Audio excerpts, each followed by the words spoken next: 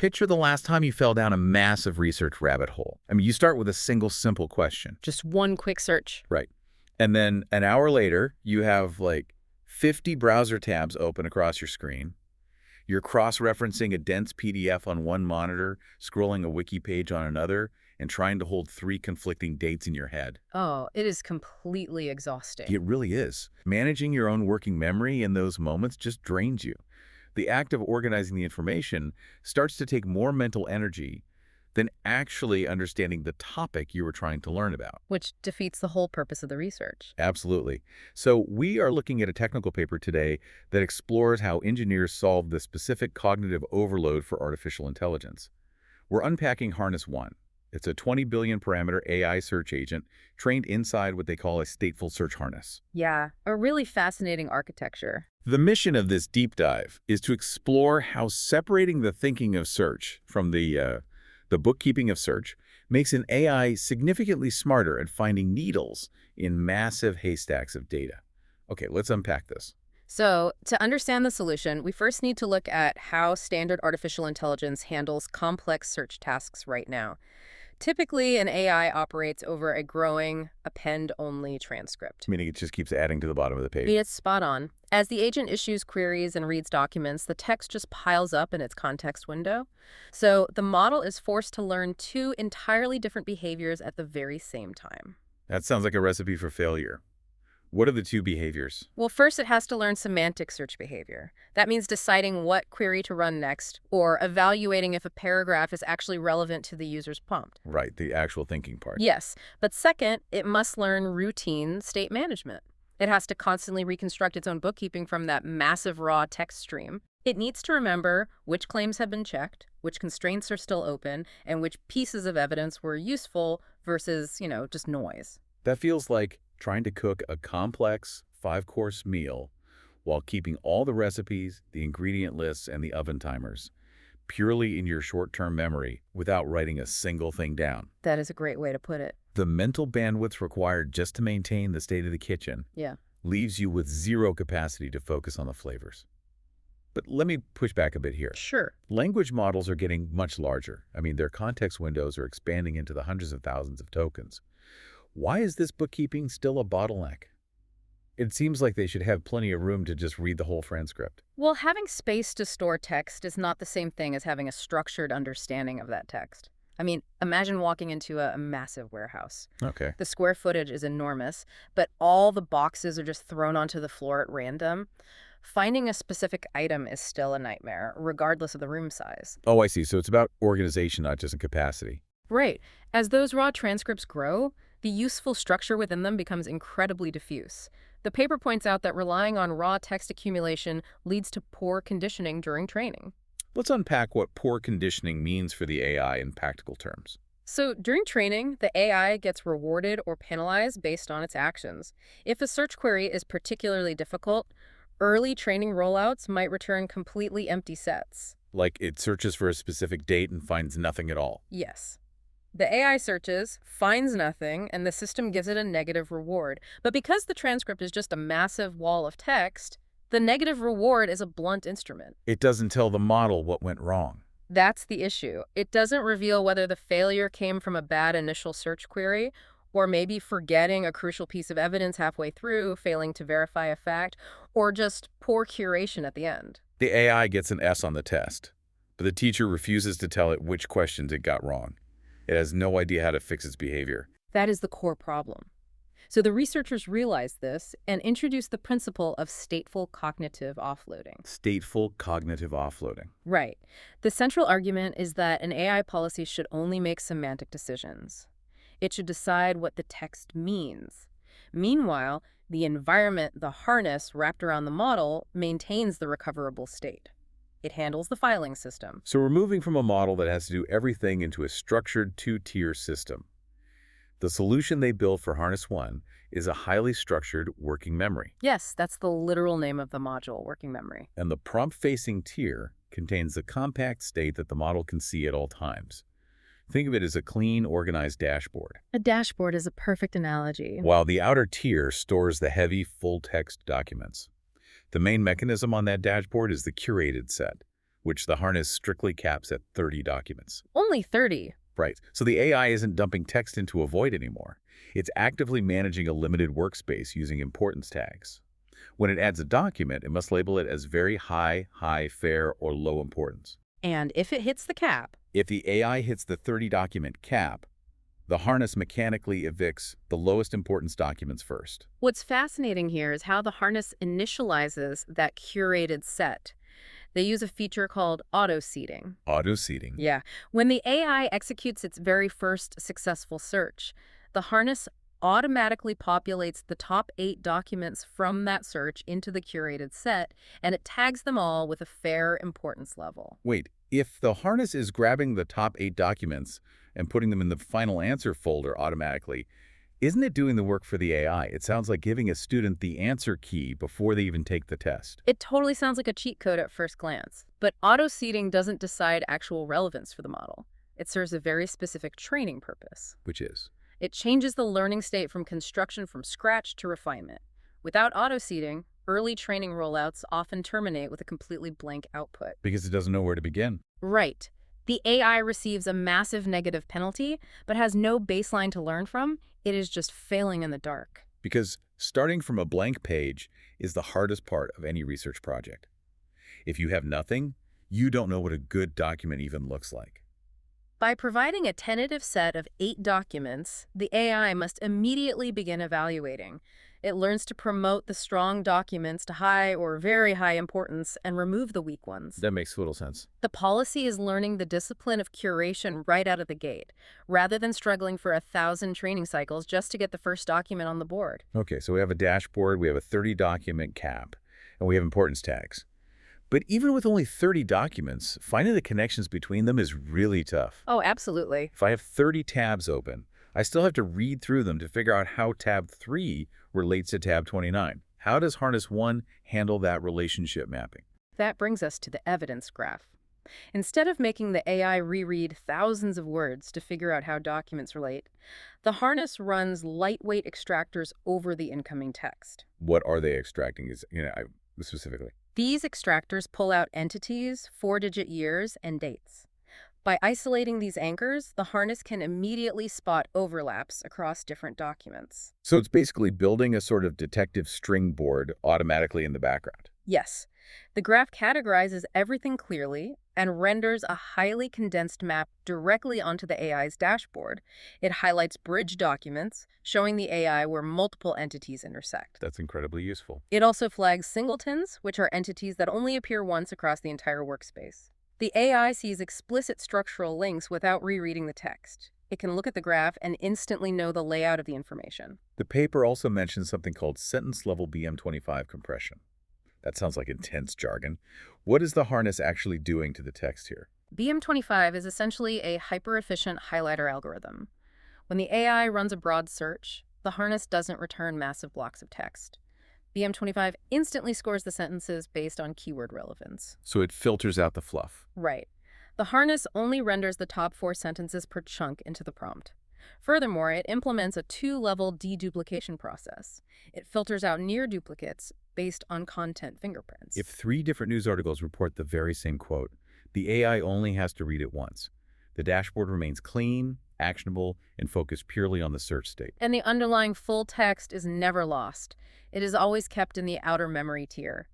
The AI has a specific tool called Read Document that allows it to pull the full text back into the dashboard whenever a deep dive into a specific source is required. Building this stateful environment, this beautiful dashboard, is only half the battle. The engineers still had to teach a 20 billion parameter model how to actually drive it. Right, the training phase. The training dynamics are divided into 2 clear phases. First, there's supervised fine-tuning, or SFT. They use a larger frontier model, GPT 5.4, to generate about 900 high-quality search trajectories. They basically recorded a masterclass. Yeah, they recorded every step GPT 5.4 takes to solve a complex query inside the harness. Then, they use that data to teach Harness-1. The SFT phase is deliberately narrow, though. It only teaches the model how to operate the interface. The AI learns how to format the specific tool calls. It learns the syntax. Right. It learns how to apply the importance tags, and it learns the basic mechanical rhythm of searching and then curating. It is like teaching someone where the steering wheel, the gas pedal, and the brakes are. But knowing where the brakes are doesn't make you a good driver. It just means you know how to operate the machine. How do they teach it to actually find the needles in the haystack? Well, after the model understands the interface, they transition to reinforcement learning over full search episodes. They use an algorithm called CISPO. Yes. It acts as a highly sophisticated scoring system that rewards or penalizes the AI's choices in real time. This phase is where the semantic decision-making is truly optimized. What are they scoring it on? The reward function evaluates two specific metrics. First is trajectory recall. This measures whether the AI found the right evidence anywhere in the vast pool of documents it searched. Okay. Did it dig up the gold? Second is curated recall. This measures whether the AI actually recognized that truth and promoted it into the final 30-document set. Now, reinforcement learning is famous for finding lazy shortcuts. If you tell an AI to maximize a score, it will often find a completely unintended, chaotic loophole to get those points without solving the underlying problem. Did the researchers run into that when they were training Harness-1? Oh, they encountered that specific issue almost immediately. Without a strict constraint, the AI's logic became incredibly lazy. It collapsed into a narrow, search-heavy strategy. What was it doing? The AI realized that if it endlessly spammed the fan-out search tool, it would encounter a massive number of documents. By downloading huge chunks of the internet, it artificially inflated its trajectory recall score. It technically found the answer somewhere in the pile. But it bypassed the curation and verification steps entirely. It hoarded all the information without organizing any of it, making the final output useless. To slam that loophole shut, the researchers introduced a tool diversity bonus into the reward function. A tool diversity bonus. Yeah. This metric heavily penalized the AI for relying on a single tool. It could no longer just spam the search button. It forced the model to learn a stable, productive rhythm, search the corpus, read the promising documents, verify the specific claims, and curate the final set based on those importance tags. So what does this all mean? We've established a stable rhythm. Let's look at the actual proof. Training is a controlled environment. How does this rhythm hold up when you throw it at real, messy data it has never seen before? The benchmarks are really the true test. They tested Harness-1 against 8 highly complex retrieval benchmarks. We're talking about synthetic web data, patent office actions, and multi-hop question answering. The results from the paper are striking. The numbers speak for themselves. Harness-1 reaches a 0.730 average curated recall across those 8 benchmarks. It beats the next strongest open search subagent, Tangi Deep Research 30B, by a massive 11.4 points. Which is a huge margin in this field. It also remains highly competitive with much larger proprietary frontier models like GPT 5.4 and Opus 4.6, despite only having 20 billion parameters itself. The absolute metrics are impressive, but the most vital signature of this mechanism is found in the transfer pattern. That transfer pattern. Yeah. During the supervised fine-tuning and reinforcement learning phases, the model was only exposed to 4 specific domains: BrowseComp plus web, patents, and SEC filings. Right. If the model was simply memorizing domain-specific tricks to game the test, its performance would drop on tasks it had never encountered. It would be a one-trick pony. But Harness-1 gained 7.9 points on those source family benchmarks compared to the baseline. Furthermore, it gained an astonishing 17.0 points on the held-out transfer benchmarks, like Long-Sil QA and Hotpot QA. Wow. These are domains it had zero exposure to during training. It's like teaching someone the underlying logic of how to organize a completely chaotic commercial kitchen. You teach them how to group similar items, how to label containers clearly, and how to discard expired goods. Right. Then you drop them into a messy, unorganized auto mechanics garage they have never stepped foot in. Right. They perfectly organize the wrenches and the spark plugs because they learned the fundamental behavior of organizing. They didn't just memorize the layout of the kitchen. That is a perfect analogy. The AI learned the operations over a domain general search state. It learned how to refine an auto-seeded set, how to read bridge entities on the graph, and how to verify facts before promoting them. And they verified this with ablation studies, right? Yes. The researchers proved this behavioral shift through component ablation studies. An ablation study is when you systematically disable individual parts of a system to isolate the specific reason it works. Taking the engine apart piece by piece. They turned off parts of the harness at inference time without changing the underlying train policy at all. The results were dramatic. When they disabled the importance tags, the AI's ability to prioritize completely collapsed, and its reliance on basic search actions spiked to over 94%. And went right back to hoarding tabs. When they disabled the evidence graph, the AI could no longer see the structural connections between documents, causing it to fail on complex multi-hop queries. When they disabled all the harness mechanisms simultaneously, the AI's performance plummeted by 12.2% in overall recall. The trained AI reverted to mindless searching. Without the harness, the AI had the very same intelligence, the very same weights, and the very same training. But it lost the ability to convert its search bandwidth into a discriminative, curated set. It proves that the environment layer is not just a minor implementation detail. It's the core decision substrate. Let's ground these quantitative metrics with a qualitative case study from the paper to see this harness in action. They showcase a highly complex query involving SEC filings. The user query asks for the specific transition date of an executive succession. Financial filings are notoriously difficult tasks for AI. Because they are dense, highly formatted, and filled with boilerplate legalese that confuses basic semantic matching. You have 8K filings, which report unscheduled material events, and you have proxy filings, which come later and often contain the final details. The trajectory outlines the division of labor perfectly. The agent issues an initial search, and the harness auto-seeds the first 8K filing into the curated set. Starting the process. The AI looks at its dashboard and makes a semantic choice to use the Read Document tool. It pulls the full text of that 8K filing from the outer memory tier into the prompt, exposing the complete executive succession details. Here's where it gets really interesting. Rather than just guessing the effective date based on that single document, the AI utilizes a specialized tool called grep corpus. For anyone unfamiliar, grep is an old programming command used to search plain text datasets for lines that match a regular expression. It's a very precise filter. The AI uses this strict pattern matching to verify the specific effective date across later proxy filings. Finally, it uses the curate tool to promote the corroborating proxy chunks to a high importance tag.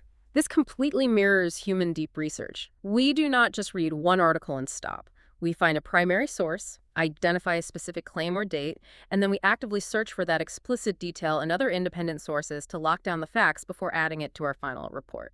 That cross-referencing is crucial. Harness-1 goes a step further with a dedicated verify tool. How does the verify tool fit into this rhythm? Well, the AI can write a specific claim and select remembered documents from its pool to test that claim against.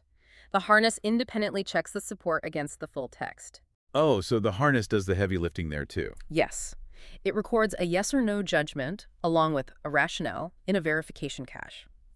This completely removes the burden of hallucination checking from the core search policy. The AI decides what needs to be verified, and the harness performs the mechanical support check. Keeping the dashboard clean. It stores the results on the dashboard so the AI can confidently promote or discard the document. We've journeyed through the architecture of a highly specialized search agent today. By offloading the mechanical bookkeeping of search, the deduplication, the context pruning, the evidence mapping, and the state management into a structured working memory harness, a 20 billion parameter AI is free to focus purely on semantic decisions. It focuses entirely on what to search, what to curate, and what to verify. This cognitive offloading allows a smaller model to punch far above its weight class. It outperforms competitors and matches frontier models on incredibly dense research tasks. Managing information overload requires a strict separation of concerns. The act of gathering data must be decoupled from the act of evaluating it. When the system forces a pause to assign importance tags and map connections before continuing the search, the quality of the final curated set improves dramatically. It all comes back to how we manage our own bandwidth. When the researchers removed the harness, the highly trained AI reverted to an endless loop of searching without ever deciding. Endless searching, zero curation. It forces you to look at your own 50 open browser tabs and evaluate your daily information diet. When you consume articles, research, and data, are you operating with a clear curated set and strict importance tags? Or are you stuck in the ablated mode, endlessly gathering data, but failing to verify and curate what truly matters?